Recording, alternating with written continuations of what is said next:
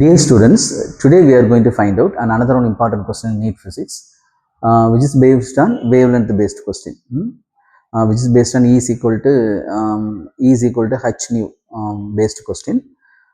So just I read the question. The minimum wavelength of X-rays produced by an electron accelerated through a potential difference of voltage is proportional to what?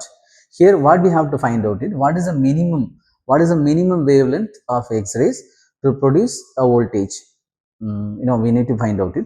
Here we can use, I told you already, we can use this formula E is equal to h nu.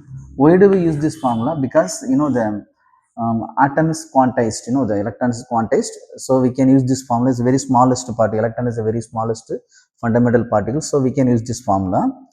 So from this formula we can derive this expression. E is equal to, so h nu, we know that c by lambda.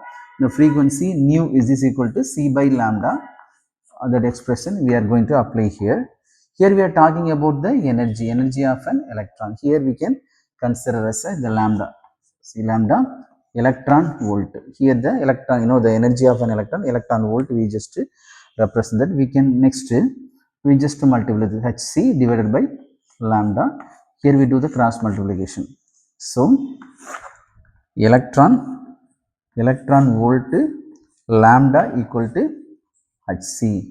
So we need to find out the value of lambda. So lambda, which is equal to hc divided by E v. So this is a final expression.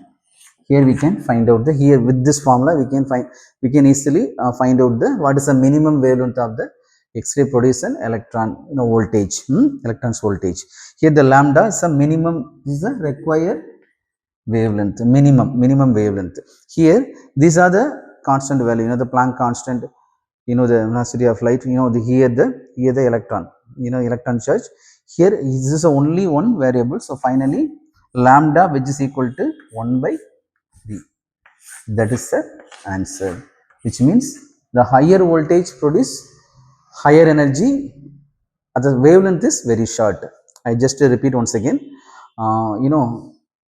higher voltage produces higher energy, but wavelength is very short. I hope you understand this concept. Thank you.